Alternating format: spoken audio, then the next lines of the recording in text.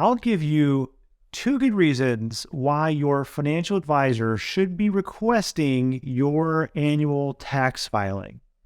You see, traditionally we think that reviewing our tax filing is something we should do with our tax preparer. However, what about the people that are in charge of your investments and retirement plan and how that affects your taxes? You see, intuitively, we know that we should be sharing this information with our team, and yet either they don't ask for it, or even if they do ask for it, maybe we don't give it to them because we're not sure why they want to see it. So in this video, I'm going to give you 2 reasons that your financial advisor should be collecting your annual tax filing and a couple of things that we should be looking for.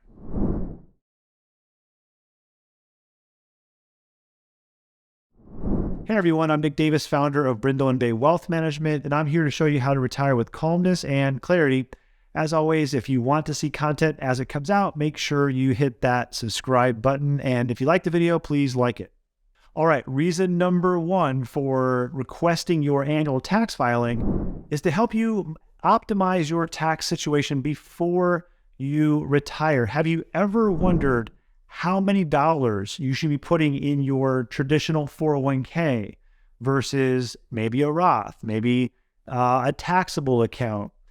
All these dollars, they do affect you before you retire and how you're taxed, but they also are going to affect you after you retire. So looking forward into today's tax situation, helping to be mindful of that, but then also helping to optimize for your future tax situation is a very big reason that your advisor should be asking for your financial situation through your annual tax filing.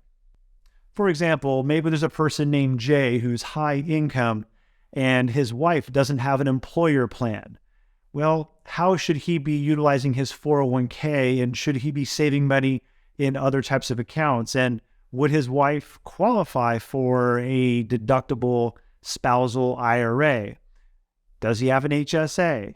You see, where he saves his dollars may be different than Sally, who doesn't have access to a 401k and wonders if she should be using a traditional IRA or a Roth IRA, or how to optimize in other ways.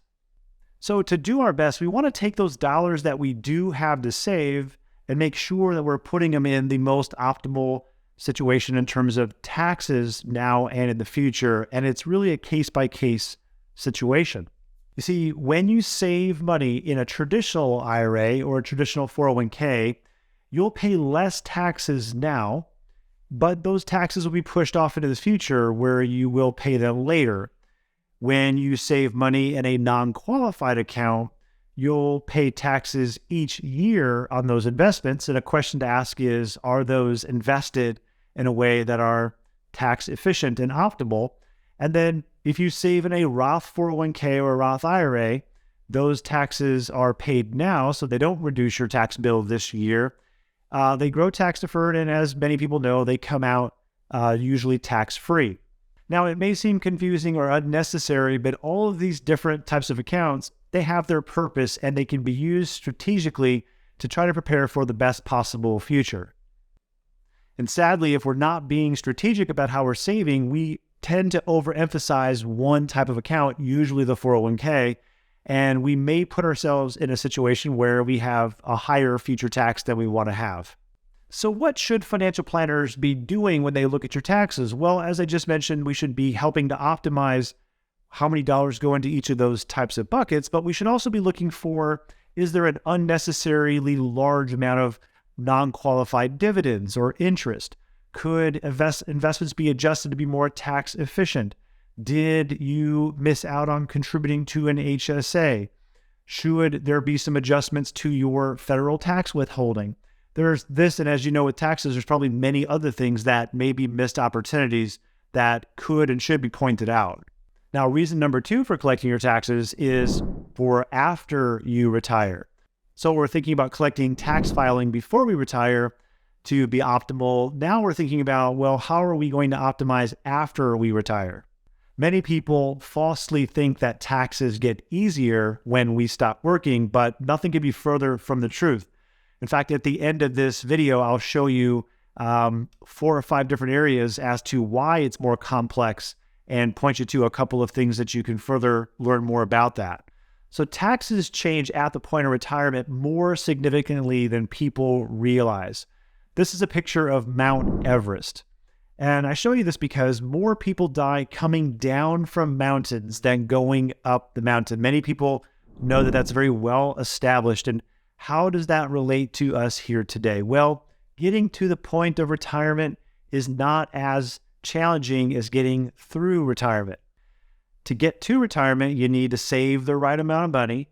You need to be well diversified, not overpaying fees, max out your disability insurance at work, buy term insurance.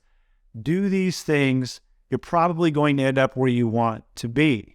But getting through retirement has new obstacles like managing volatility as you're distributing the money, Social Security phantom taxes, means testing from Medicare, IRMA taxes, and other things. So by far, the biggest reason your financial advisor should be collecting your annual tax filing is to help you manage distributions and be aware of those unnecessary costs, those phantom taxes, and lost opportunities like charitable giving and Roth conversions. So allow me to give you a list of why you should be looking at your taxes after you retire. Now, all the things in this list have one thing in common, and that is pay the IRS what they're due, but don't leave them an extra tip.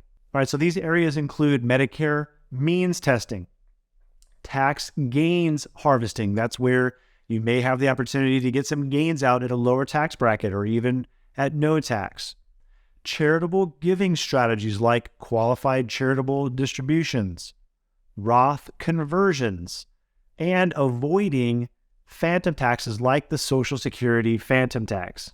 And if you're wondering about that one, you can check out my video where I talk about Social Security phantom taxes. And we have a family who's in the 12% tax bracket, and they pay a 50% tax to go on a vacation that they were going to spend about $5,000 on. So how is it that a family in the 12% tax bracket actually paid a $2,500 tax on a $5,000 distribution? They were in the 12% tax bracket. If you want to know more about that, check that out here. Hey everybody, thanks for watching. If you'd like to see the way that we help people to create calmness and clarity for their next chapter of life, take a look at us at brindleandbay.com. Again, thanks for watching the videos. Please remember to subscribe, hit that notification bell so that you are notified every time a new video comes out.